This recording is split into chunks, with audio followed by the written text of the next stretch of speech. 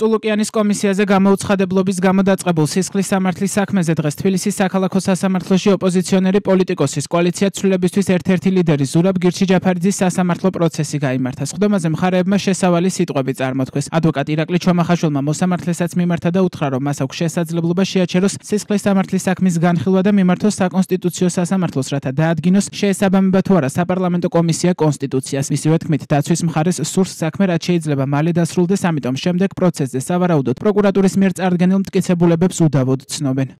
Saeto სასამართლოების შესახებ მიმართავდი ამ რეგლამენტის საერთოდ კონსტიტუციურობასთან დაკავშირებით 52 მუხლის მეხუთე ნაწილის შესაბამისად.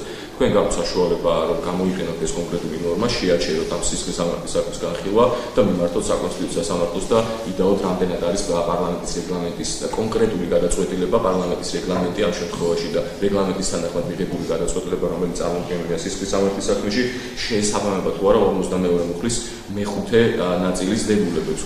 საშუალება სასამართლოს ამ შემთხვევაში აქვს. ჩვენ რა თქმა უნდა ამასთან დაკავშირებით საომავლო ვიდავთ, მაგრამ ჩვენი მოსაზრებით ეს როგორც ამ შემთხვევაში პარლამენტის ლეგიტიმურობის საკითხი, თუმცა ამ შემთხვევაში კომისიის ლეგიტიმურობა, რომ წევრთა შემადგენლობაში 5 არის ქართული ოცნებიდან წარმოდგენილი, პირდაპირ ეწინააღმდეგება საქართველოს კონსტიტუციას და მათ მიერ მიღებული ნებისმიერი გადაწყვეტილება არ არის კონსტიტუციური ძალის მქონე. ამიტომ ჩემთვის გაუგებარია, რომელ შეტყობინებაზე არის საუბარი, როდესაც თავად კომისია არის არალეგიტიმური და ამ არალეგიტიმურობის დადგენის ფაქტებში თქვენც გაქვთ ეს უფლებამოსილება. საერთო სასამართლოება და უზენაეს სასამართლო არაერთხელ განმარტა, რომ უფლებრივ ნაწილში მოსამართლეს სასამართლოს მოსამართლეს შეუძლია შესვლა, თუმცა ალტერნატივად გააჩნია მას საკონსტიტუციო სასამართლოს ასე ვთქვათ მიმართვის შესაძლებლობა. ამიტომ თქვენ თუ და ჩვენ თუ გვაინტერესებს რეალურად ამ კომისიას აქვს თუ არა ძალა საერთოდ და მოქმედი მათ მიერ მიღებულ ნებისმიერ გადაწყვეტილებას ექნება თუ არა სამომავლო ძალა, მე მოგიწოდეთ, რომ შეაჩეროთ ამ სისხლის სამართლის საქმის განხილვა, იხელმძღვანელოთ საქართველოს კანონით. მხარეთა სიტყვით გამოსვლის შემდეგ პროცესზე საქმის გამომძიებელი სალომე შიოშვილი დაიკითხა. მისი თქმით, გამოძიება მას შემდეგ დაიწყო, რაც პროკურატურაში პარლამენტიდან მიმართვა შევიდა. საქართველოს პარლამენტიდან შემოვიდა მომართვის წერილი შესაბამის დოკუმენტაციასთან ერთად და აღნიშნული გახდა, რა თქმა უნდა, პროკურორთან კონსულტაციის გავლის შემდეგ და შეთანხმებით გამოძიების დაწყების საფუძველი.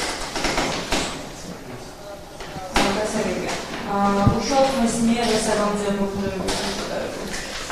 პირველ რიგში გამოძიების დაწყების შემდეგ, რა თქმა უნდა, გამოვიკითხე მოწმეები, რომელთაც შეიძლება სწორნოდათ საქმესთან შესაბამისი ინფორმაცია საქმესთან დაკავშირებული.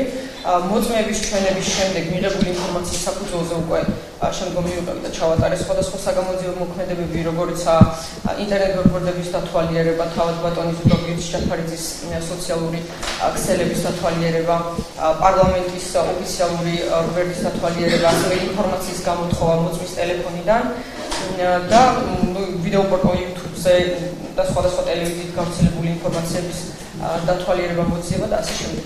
მოწმის დაკითხვის დროს ადვოკატი ირაკლი ჩომახაშვილი დაინტერესდა ბრალდების მხარეს ხომ არ ქონია კონსულტაცია იმაზე, რომ საკითხი ადმინისტრაციული კოდექსით გამოძიებულიყო. პარლამენტის დროებით საგამოძიებო კომისიაზე გამოუცხადებლობის მუხლი ადმინისტრაციულ კოდექსშიცაა და სახდელის სახით ითვალისწინებს დაჯარიმებას შრომის ანაზღაურების 50 მინიმალური ოდენობით. ხომ არ ქონდათ კონსულტაცია ბრალდების მხარესთან შემდეგი შინაარსის, რომ იცი რა ის შეიძლება არ იყოს 349 მუხლით გათვალისწინებული დანაშაული და მოდი ადმინისტრაციული წარმოების მიმართულებით გამოვიძიოთ ეს საკითხი, ამ წყალებში მიმოქმედოთ სამართლებრივ. გამოძიების დაწყებამდე, როდესაც მივიდეთ წერილი პარლამენტიდან, რა თქმა უნდა, კონსულტაცია გავიარე პროკურორთან და ჩვენ შევთანხმდით და მივიდეთ გადაწყვეტილება ერთობლივად, რომ მიუხედავად იმისა, რომ ადმინისტრაციული სამართალდარღვევანთა კოდექსი იცნობს თქვენს მიერ უზენაესებულ მუხლს, თქვენ მოგეხსენებათ ალბათ, რომ აღნიშნული მუხლი ადმინისტრაციული სამართალდარღვევანთა კოდექსით დასჯადი გახდა 1995 წელს, ხოლო სისხლის სამართლის კოდექსით პარლამენტის დროებით საგამოძიებო კომისიის კანონიერი მოთხოვნილების შეუსრულებლობა სისხლის სამართლის წესით დასჯადი გახდა 1999 წელს. შესაბამისად, ნორმატიული აქტების შესახებ საქართველოს კანონის მიხედვით ენიჭება უპირატესობა ბოლოს მიღებულ კანონს. შესაბამისად, ჩვენ ჩავთვალეთ საჭიროდ, რომ აღნიშნულზე უნდა დაწყებულიყო გამოძიება სისხლის სამართლის წესით. ანუ მხოლოდ ამიტომ ჩათვალეთ საჭიროდ, რომ ნორმატიული აქტების შესახებ, რადგან იქ არის ჩანაწერი ასეთი, რომ ბოლოს მიღებულ კანონს უფრო მეტი ძალა გააჩნია ნორმათა კოლიზიის დროს. უყურეთ, რას გეკითხებით და ანუ ამ შეკითხვას ძალიან ხოთ კარგად დავუკვირდით. მხოლოდ ეს ფაქტი გახდა იმის საფუძველზე, თქვენ 359 მუხლით დაიწყო მსჯელობის შედეგად გამოძიება, რომ დროთა სხვაობა იყო.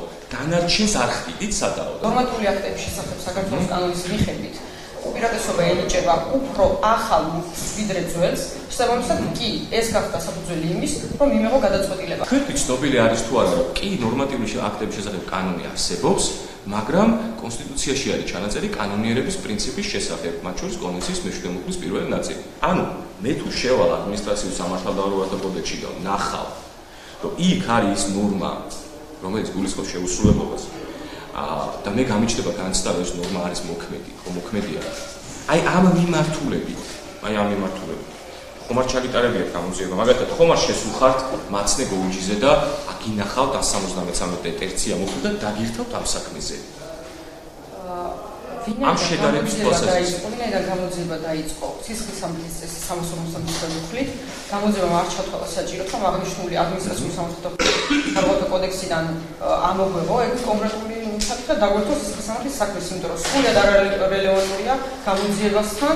კოალიცია ცვლილებისთვის ერთ-ერთი ლიდერის მიმართ გამოძიება სისხლის სამართლის კოდექსის 359 მუხლით მიმდინარეობს, რაც საქართველოს პარლამენტის დროებითი საგამოძიებო კომისიის მოთხოვნის შეუსრულებლობას გულისხმობს და ისჯება ჯარიმით ან თავისუფლების აღკვეთით ვადით 1 წლამდე. თანამდებობის დაკავების ან საქმიანობის უფლების ჩამორთმევით ვადით 3 წლამდე. საქმეზე ჯაფარიძეს აღკვეთის ღონისძიების სახით გირაო ჰქონდა შეფარდებული. მან გირაოს გადახდაზე უარი განაცხადა, რის შემდეგაც აღკვეთის ღონისძიება პატიმრობით შეიცვალა. ჯაფარიძე 22 მაისს სასამართლო დარბაზში დააკავეს. საქმეზე მომდევნო პროცესი 17 ივნისს გაიმართება.